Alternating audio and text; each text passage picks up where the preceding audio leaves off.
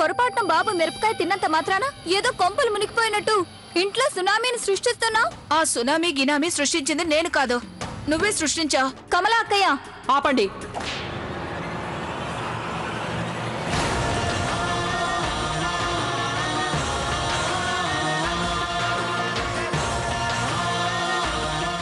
గొడవ పడింది చాలు, మీరిక ఆపండి. మీరందరూ నా గదిలోకి రండి, ముఖ్యమైన విషయం మాట్లాడాలి.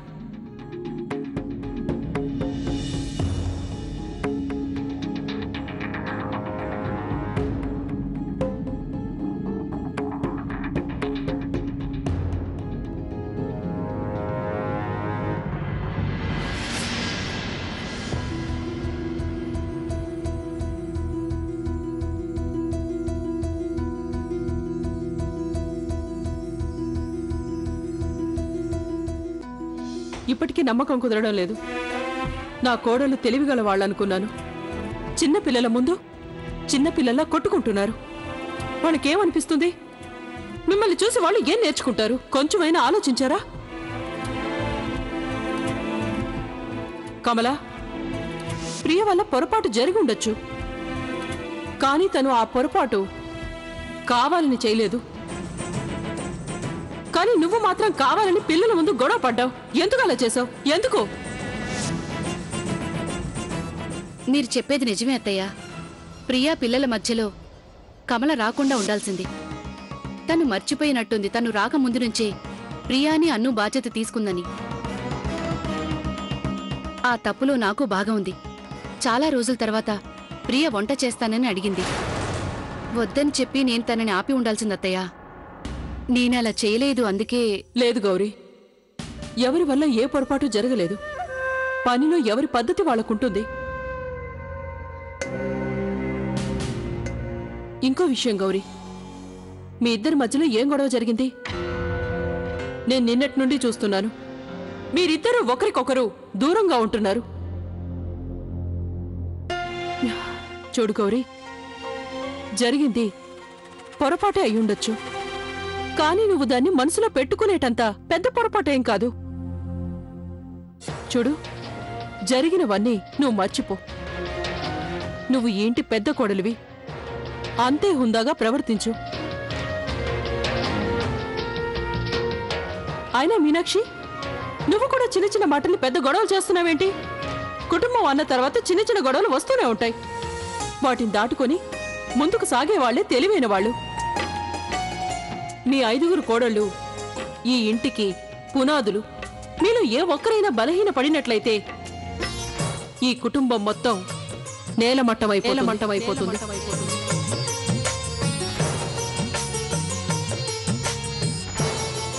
అందుకని ముందు మీ మనసులో ఉన్న కల్మషాన్ని శుభ్రం చేసుకోండి. ఇంతే. ఈ విషయం చెప్పడానికే నేను మిమ్మల్ని లోపలికి పిలిచాను. ఇక మీరందరూ వెళ్ళొచ్చు.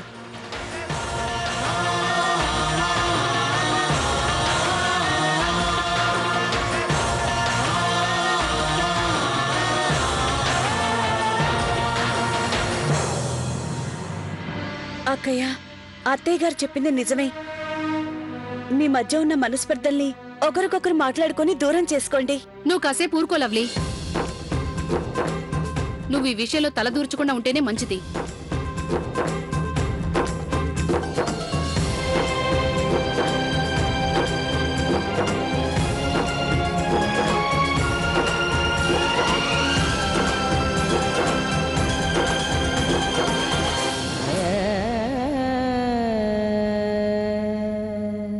కౌసల్య, నువ్వేం బాధపడకు, అంతా సర్దుకుంటుంది.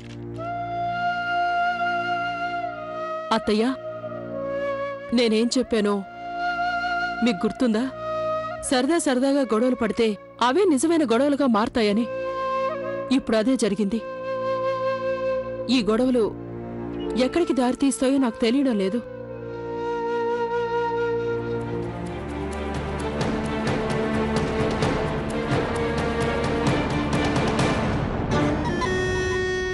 ఇదిగో చిన్నమ్మా, ఇంట్లో ఎవరైనా ఉన్నారా లేదా?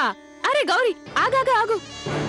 ఏంటి అదే గౌరీ, నేను లోపలికి రావచ్చా అని. నువ్విప్పుడు లోపలే ఉన్నావు, ఇంకా ఎక్కడికొస్తావు? అవును, అది నిజమేలే. అది కాదు గౌరీ, నిన్న ఈ సమయంలో ఇబ్బంది పెట్టడం నాకు కూడా నచ్చట్లేదనుకో.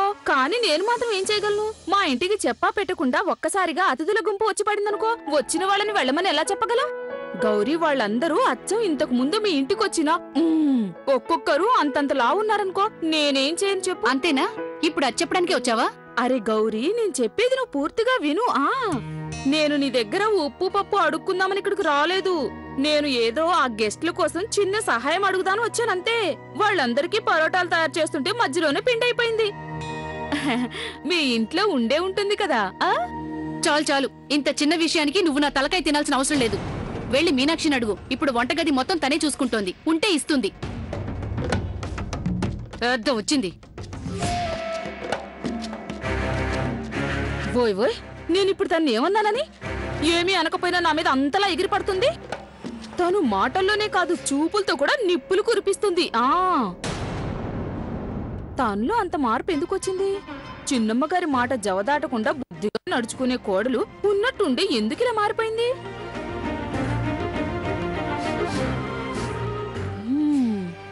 వాసన చూస్తుంటేనే తెలుస్తుంది. నాకెందుకో ఇంట్లో కోడల మధ్య పచ్చగడ్డి వేస్తే బగ్గుమనేలా ఉంది.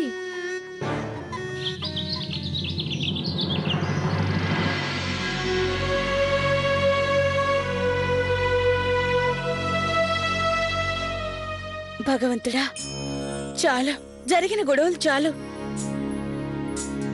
ప్యాడీ ఆంటీ నుంచి ఎంతో కష్టపడి విముక్తిని పొందాం.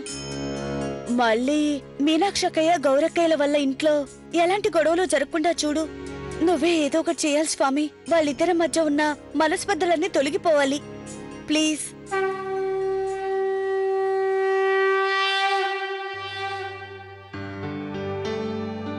నీళ్లు తీసుకొస్తాను.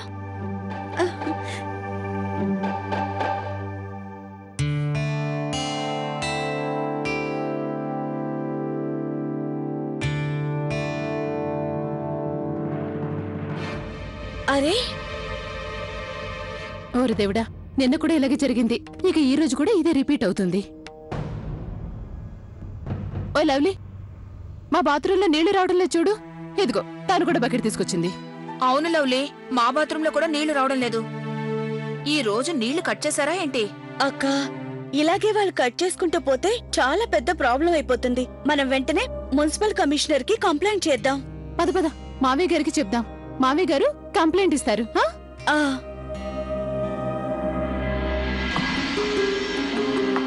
నాన్నగారు, ఏంటది? నాన్నగారు, మీరు ఎందుకు టెన్షన్ పడుతున్నారు? ఏం జరిగింది? హౌస్ ట్యాక్స్ కట్టమని మున్సిపల్ కమిషనర్ నుంచి నోటీస్ వచ్చింది. ఎంత? 8.5 లక్షలు. ఏంటి?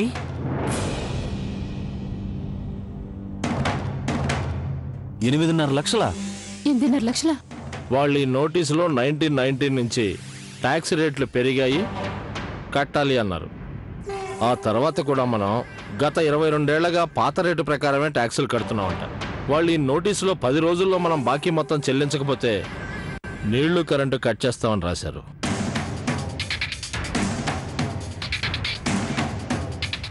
అందుకేనా మన ఇంట్లో నీళ్లు రావటం లేదు? ఇప్పుడు నాకు అర్థమైంది 2 రోజులుగా నీళ్లు కొంచెం కొంచెంగా ఎందుకు వస్తున్నాయో. అయినా నాన్నగారు, ఇది అన్యాయం కదా. మనం 22 ఏళ్లుగా ట్యాక్స్ కడుతూనే ఉన్నాం కదా. ఒకవేళ ట్యాక్స్ రేట్ కనుక పెరిగి ఉంటే వాళ్ళు మనకి ఇన్ఫార్మ్ చేసి ఉండాలి కదా. ఇలా ఇవ్వండి అన్నయ్య, నేను ఎంక్వైరీ చేస్తాను. ఒక్కొక్కసారి నోటీసులు రాంగ్ అడ్రస్లోకి వస్తాయి. నేను ఇప్పుడే వస్తాను.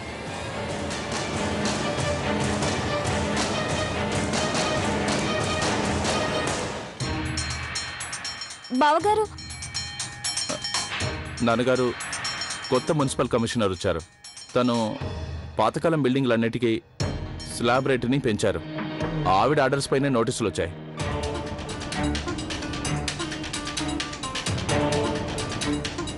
అత్తయ్య గారు, అది మీరు గనక ఒప్పుకుంటే కార్తీక్ నేను వెళ్ళి ఆవిడతో మాట్లాడమా?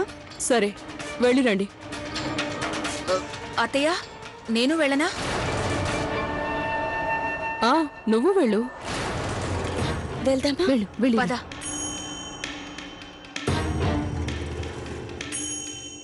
లవ్లీ ఆవిడికి బాగా అర్థమయ్యేలా చెప్పిరా. What nonsense. ఈ కమలాకి ఏం తెలుసని అక్కడికి వెళ్ళి మాట్లాడుతుంది? ఎవరికి తెలుసు ఏం మాట్లాడుతుందో?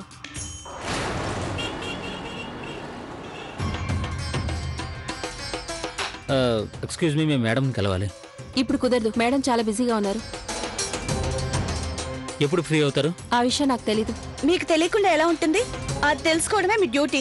మేడం ఎప్పుడు ఫ్రీ అవుతారో చెప్పండి. చూడండి, ఆవిడ ఎప్పుడు ఫ్రీగా ఉన్నా సరే మీరు అపాయింట్మెంట్ లేకుండా తన్ని కలవడం కుదరదు. ఆవిడ మాకు ఈ నోటీస్ పంపించారు, అందుకే కలవడానికి వచ్చాం. ఆవిడకి ఇష్టం ఉన్నా లేకపోయినా సరే మేము ఆవిడని కలిసే తీరుతాం. ఆవిడ క్యాబిన్ ఎక్కడా? అరే అరే ఆగండి ఆగండి, ఒక నిమిషం. మేము మీతో కొంచెం మీకే మాట్లాడాలి. చెప్పేది.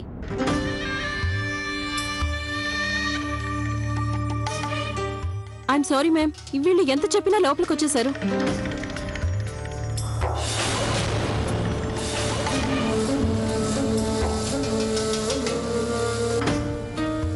నువ్వు వెళ్ళు, మీరు కూర్చోండి. చెప్పండి, మీకు వచ్చిన సమస్య ఏంటి? మీ నుంచి మాకు నోటీస్ వచ్చింది. మేము ప్రతి సంవత్సరం హౌస్ ట్యాక్స్ పే చేస్తూనే ఉన్నాం. అలాంటప్పుడు ఇంత పెద్ద అమౌంట్ బ్యాలెన్స్ ఎలా ఉంటుంది? మ్యామ్, మీరు ఒకసారి చెక్ చేయండి. అకౌంట్స్ లో ఏదో పొరపాటు జరుగుంటుంది. లెక్కలు తప్పుగా వేసుకునేది మీరు, అది చాలక మా ఇంట్లోకి నీళ్లు రాకుండా ఆపేస్తారా? ఇదెక్కడ న్యాయం అండి? ఇది గవర్నమెంట్ ఆఫీస్. ఇక్కడ ఏ పని చేసినా అవన్నీ చట్టానికి లోబడే చేస్తాం.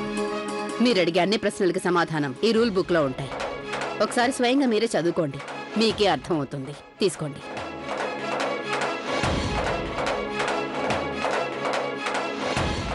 సో మిస్టర్ కార్తీక్, ఈ పాటికి మీకు అర్థమయ్యే ఉంటుంది ఈ రూల్స్ అండ్ రెగ్యులేషన్స్ ని నేను ఏర్పాటు చేయనని. నిజం చెప్పాలంటే నేను ఈ బుక్ లో ఉన్న రూల్స్ ని అందరూ ఫాలో అయ్యేలా చూస్తాను. కానీ మ్యామ్, ఈ విషయం మాకెవరూ చెప్పలేదు. ట్యాక్స్ రేట్లు పెరిగిన దాని గురించి మాకెవరూ ఎటువంటి ఇన్ఫర్మేషన్ ఇవ్వలేదు. హౌస్ ట్యాక్స్ గురించి ఎప్పుడు ఏ రూల్స్ మారినా అది ఒక్కొక్క ఊరికి మారవు, మొత్తం స్టేట్ కి మారుతాయి. వాటికి సంబంధించిన ప్రకటన న్యూస్ పేపర్లో కాకుండా టీవీ రేడియోలోనూ జనహితం కోసం ప్రకటనలు ఇస్తారు.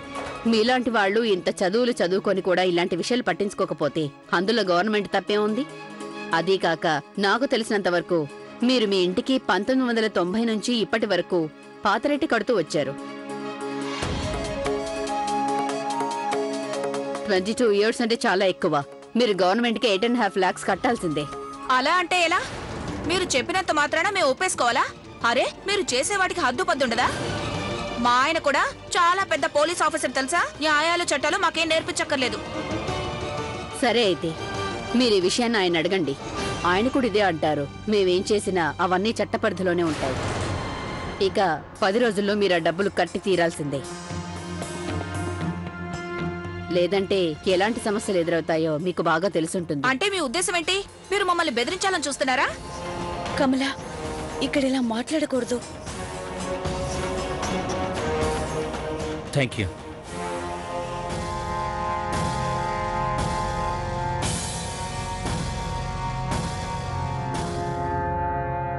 థ్యాంక్స్ ఎందుకు చెప్పడం?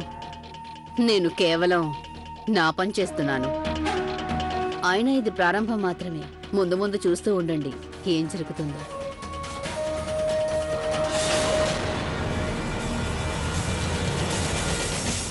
అంటే దీని అర్థం ఆవిడ కావాలని మనల్ని టెన్షన్ పెట్టడానికి ఈ నోటీసులు పంపించలేదు.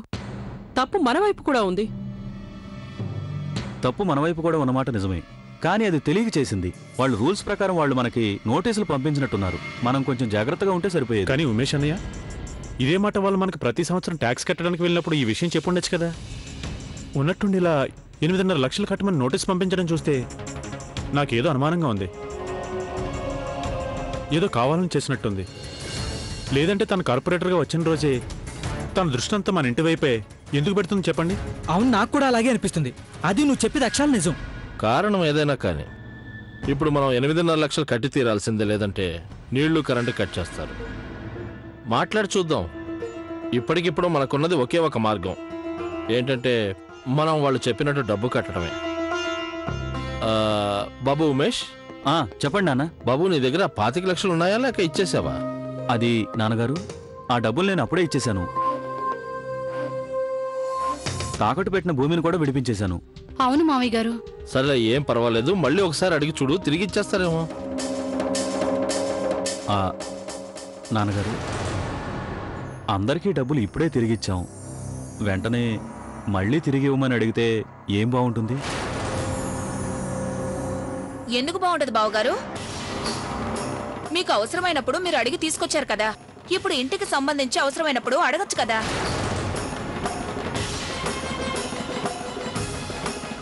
ఇందులో బాగోపోవడానికి అంత విషయం ఏముందని?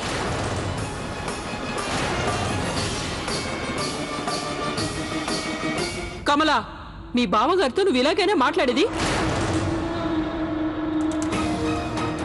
మన ఇంట్లో ఎవరైనా చిన్నవాళ్ళు పెద్దవాళ్ళని ఎదిరించి మాట్లాడకూడదు, అర్థమైందా నీకు?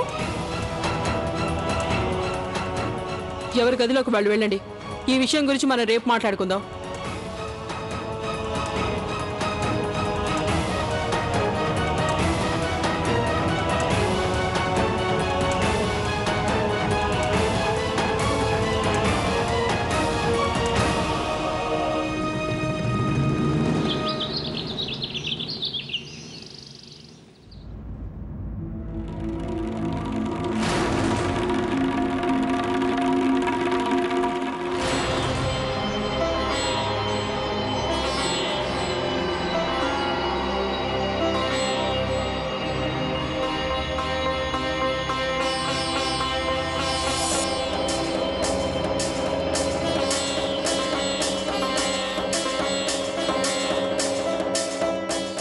ప్రియా, నాకు కూడా ఒక బకెట్ నీళ్లు కావాలి. ఇవ్వడానికి నీళ్లు రావాలి కదా. ఏంటి నువ్వనేది? నీళ్లు రావడం లేదా? ఓరి దేవుడా, ఇప్పుడు అంట్లు ఎలా తోమాలి? అన్ని సింక్లోనే పడి ఉన్నాయి. ఓయ్ హోయ్, నేనున్న బట్టలన్నీ కూడా సర్ఫ్ నీళ్లలో నానబెట్టేశాను. అక్క, ఏమైంది? నీళ్లు రావడం లేదు. చూడండి, అన్ని పనులు సగంలో ఆగిపోయాయి. ఇదంతా ఆ టక్కులాడి పని అయ్యుంటుంది. అలాగా? మాట్లాడడానికి పెద్ద మనిషిలా వెళ్ళావుగా? ఏమైంది? మొత్తానికి చెడగొట్టుకుని వచ్చావుగా? అక్కయ్య, ఆ దొంగ మొహంది ఏమడిగినా పుస్తకం చేతిలో పెట్టి అందులో ఉన్న చదువుకోమంటుంది. అలాంటప్పుడు మేమేం చేయగలం అక్కయ్య? నువ్వు మాతో ఎందుకిలా గొడవ పడుతున్నావు? అందరికీ తెలుస్తూనే ఉంది ఎవరు గొడవ పడుతున్నారో. నువ్వు ఇక మాట్లాడాల్సిన అవసరం లేదు. ఏమైంది? పొద్దునే మీరు దేని గురించి వాదించుకుంటున్నారు? ఏం లేదు అత్తయ్య గారు, ఇంట్లో నీళ్లు రావడం లేదు, అందువల్ల ప్రాబ్లంగా ఉంది. అయితే ఇందులో మీలో మీరు గొడవ పడాల్సిన అవసరం ఏముంది? నీళ్ళు రాలేదంటే ఓసారి వెళ్ళి మన ఆఫీసర్తో మాట్లాడాలి. పదండి, మనం అందరం ఇప్పుడే అక్కడికి వెళ్దాం.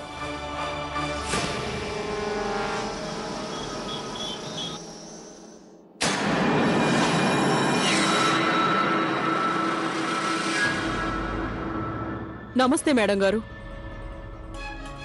ఏంటండి ఇది? మీరు నా పర్మిషన్ తీసుకోకుండా నేరుగా లోపలికి ఎలా వచ్చారు? మీరు ఎవరు అనుమతి తీసుకొని మా ఇంటికి నీళ్లను కట్ చేశారు? ఏ వ్యక్తికైనా సరే నీళ్ల లాంటి అవసరమైన వాటిని కట్ చేయడం చట్ట వ్యతిరేకం. దాని హెరాస్మెంట్ అంటారు. ఈ నియమాలు ఎవరికి వర్తిస్తాయంటే నియమాలు స్వయంగా పాటించే వాళ్ళకి మాత్రమే. మీరు బాకీ ఉన్న మొత్తం ట్యాక్స్ ని చెల్లించండి, మీ సమస్యలు వాటంతటవే దూరం అవుతాయి. మేం బాకీ మొత్తం కట్టడానికి మా దగ్గర 10 రోజులు టైం ఉందన్నారు కదా, అలాంటప్పుడు మీరు ఇప్పుడు నీళ్ళెందుకు కట్ చేశారు?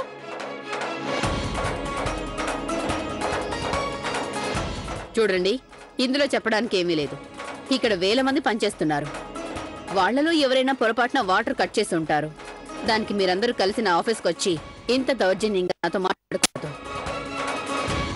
చూడండి, దౌర్జన్యం చేయాలంటే నేను కూడా చేయగలను. చూడండి, మీరు చెప్పేది మేము అర్థం చేసుకోగలం. మీరు మా బాధల్ని కూడా కొంచెం అర్థం చేసుకోండి. మాది మధ్యతరగతి కుటుంబం. హఠాత్తుగా మీరు 8.5 లక్షలు కట్టమంటే అంత పెద్ద అమౌంట్ కట్టడం మాకు చాలా కష్టం. దయచేసి మీరే మాకు ఏదైనా మార్గం చూపించండి. కూర్చోండి.